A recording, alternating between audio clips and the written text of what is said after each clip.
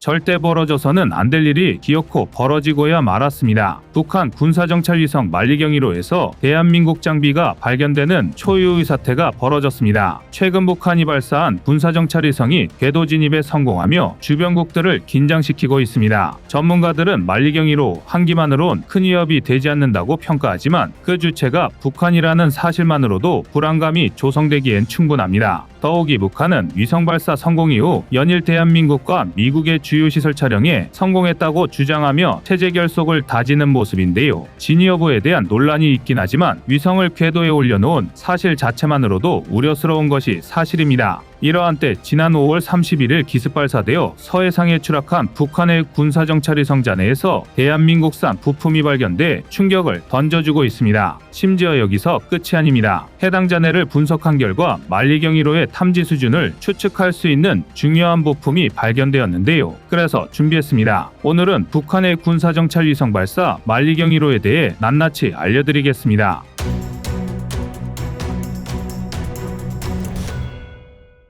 북러 정상회담이 진행된 지난 9월 국제사회는 이들 국가의 위험한 만남에 우려의 시선을 보냈습니다. 김정은이 무거운 몸을 움직인 데는 분명 군사적 목적이 있을 것으로 추정되는 데다 러시아는 1년 이상 끌어온 전쟁으로 심각한 무기 부족에 시달리고 있었기 때문입니다. 그리고 이는 5박 6일의 일정 동안 김정은이 방문한 장소들을 통해 대략적인 추측이 가능해졌습니다. 김정은은 극초음속 미사일 킨잘과 러시아 항공우주군의 주요 장비들을 둘러보고 유리가 가린 항공기 공장을 비롯한 공군력 관련 시설들을 시찰했으며 수년 전 현대화 작업이 마무리된 해군 시설을 살펴보기도 했습니다. 이 같은 일정들은 러시아 방문의 목적이 무엇인지 너무도 극명하게 드러내는 부분인데요. 이에 국제사회에서는 북한과 러시아의 커넥션을 우려하는 목소리도 많았습니다. 그리고 유감스럽게도 그러한 우려는 현실로 드러났습니다. 북한이 러시아에 대량의 무기를 제공한 사실이 밝혀진 것입니다. 심지어 그 물량만도 자그마치 컨테이너 1000개분에 육박했는데요. 이와 관련해 백악관은 북한의 구형포탄이 우크라이나 전쟁에 사용되고 있다는 분석을 내놓고 있습니다. 자, 여기까지는 이미 공개된 사실이고 냉정하게 봤을 때 지금 당장 대한민국의 중요한 사건은 아닙니다. 북한과 러시아의 밀월 관계가 우크라이나에만 여파를 미친다면 제3국인 대한민국이 휘둘릴 필요는 없습니다. 우리가 정말 염려해야 하는 건 그렇다면 대량 무기 지원의 대가가 무엇이냐는 것입니다. 실제로 김정은은 러시아 해군 시설을 둘러보기 바로 직전에 전술의 공격 잠수함인 김군호 경응함을 공개했고 지난 12월 6일에는 2000톤급 잠수함 정비 동향이 포착되었습니다. 러시아 기술이 흘러들어갔을 것이라는 정황 증거가 너무 뻔히 보이는데요. 전문가들은 북한 군사정찰위성 만리경 1호 발사 성공 역시 배경에 러시아가 있었을 것으로 추정하고 있습니다. 회담 당시 푸틴이 위성 발사체 지원 의사를 명백히 밝혔고 이후 관련 데이터가 오간 정황이 확인되었기 때문입니다. 문제는 이들 양국이 현재 국제사회의 지정학적 리스크를 높이는 당사자들이라는 점입니다. 일례로 북한은 올해에만 총 3번의 군사정찰위성 발사를 감행했습니다. 최근 궤도에 안착한 모델은 그중 3번째로 앞서 발사된 2번의 위성은 2단 엔진 시동 오작동과 2단 추진 단계에서의 비정상 비행 등으로 실패하고 말았는데요. 전문가들은 충분하지 못한 준비에도 불구 예고한 날짜보다 일찍 발사한 배경에는 대한민국형 발사체인 누리호의 성공이 있었을 것으로 진단합니다. 군사정찰위성은 지난 2021년 노동당 당대회에서 발표한 전략적 과업에 따른 것이지만 누리호 성공을 의식해 서둘렀다는 것이죠. 아닌 게 아니라 이번 3차 발사 역시 11월 22일에서 12월 1일 중 진행한다고 통보했다가 21일 자정쯤 기습 발사하는 기행을 저질렀습니다. 11월 30일로 예정되어 있었던 대한민국의 군사정찰위성보다 하루라도 빨리 발사하기 위함이었던 것으로 추정되는데요. 이처럼 기술적 숙련도가 아니라 정치적 목적으로 군사정찰위성을 발사하다 보니 그 성능 자체는 저열함을 벗어나지 못했습니다. 일례로 실패로 돌아간 1차 만리경 1호에 대한 한미양국의 평가는 그야말로 간결했습니다. 군사정찰위성으로 활용되기에는 너무나 조악하다는 것이었죠. 당시 한미양국은 전북군산 어청도 인근 해상에 추락한 만리경 1호 잔해를 수거해 공동으로 분석했는데요. 그 결과 군사적 효용성이 전혀 없다고 평가했습니다. 군사정찰위성으로서 활용되려면 1제곱미터 미만의 물체를 식별할 수 있어야 하지만 만리경 1호는 그조차 턱없이 불가능했기 때문입니다. 실제로 만리경 1호의 카메라에는 지금은 단종되다시피 한 일본의 구식 디지털 카메라가 탑재되어 있었는데 있는데요.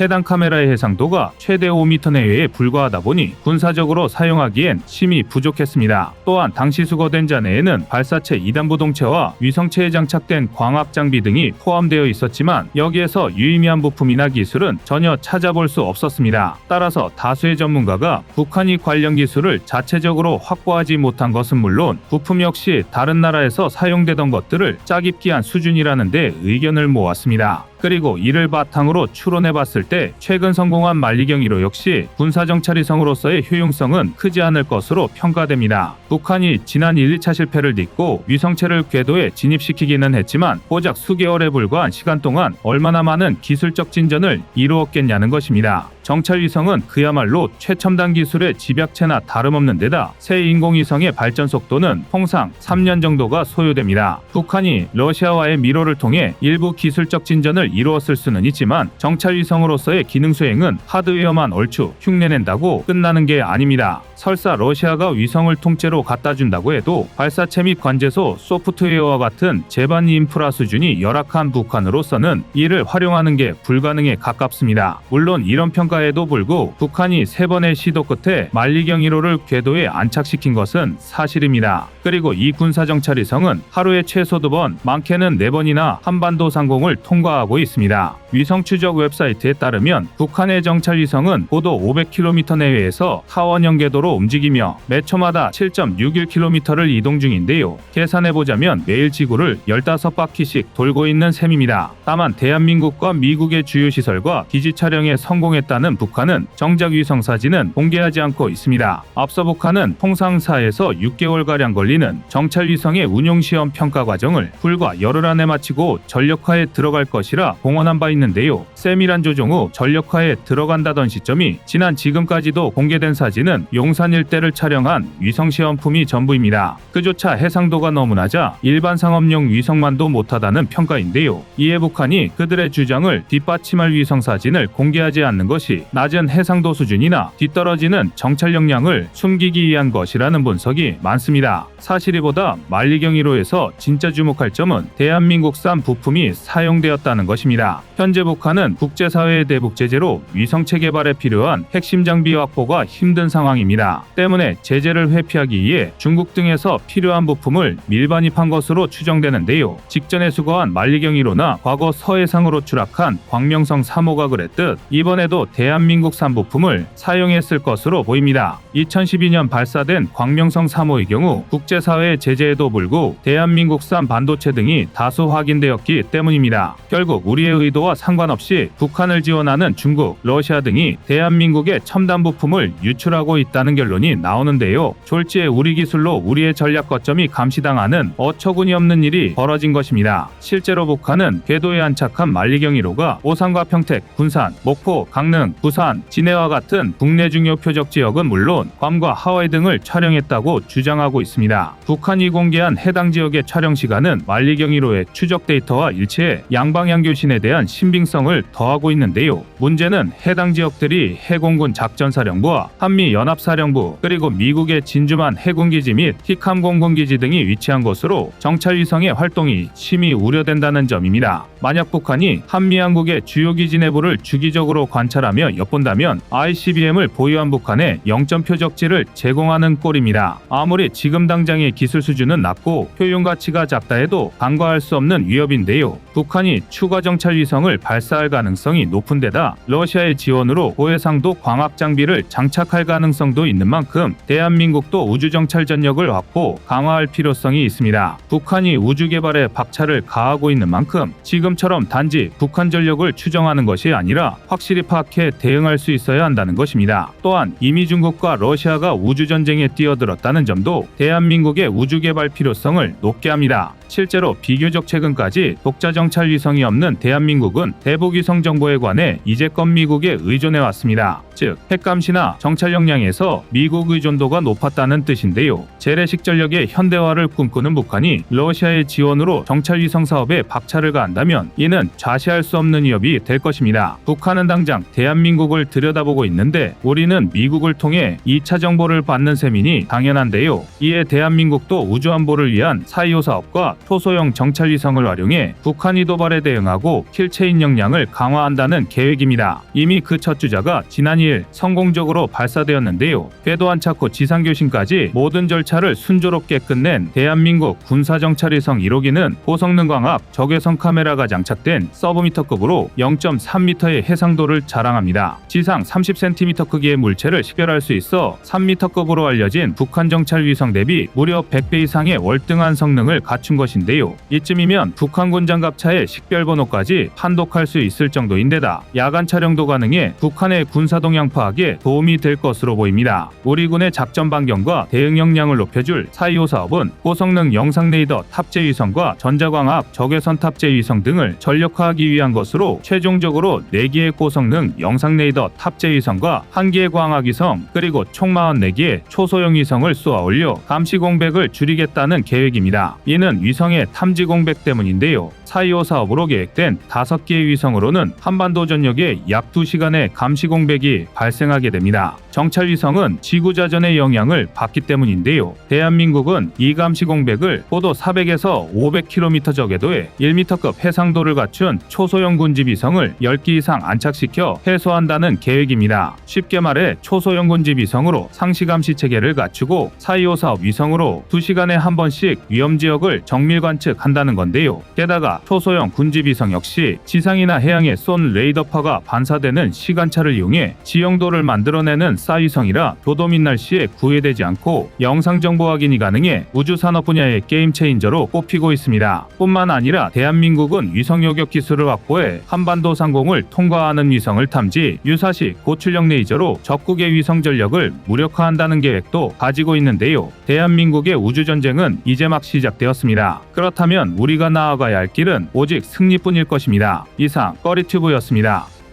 안녕하세요, 꺼리튜브입니다. 그동안 보내주신 사랑과 응원으로 1편 출간에 이어 이번에 꺼리튜브의 새로운 신작 세상에 밝혀지지 않은 현대무기 비하를 출간했습니다. 내용이 어려워 쉽게 다가서지 못했던 군사무기 이야기를 남녀노소 누구나 편하게 이해할 수 있도록 모아봤는데요. 그 누구도 알 수 없던 현대무기 비하의 숨겨진 이야기를 이제 온라인 서점이나 가까운 서점에서 만나볼 수 있습니다. 또 전문적인 군사무기 이야기를 알고 싶다면 꺼리튜브 1편인 대한민국 육해공 군사무기도 준비되어 있습니다.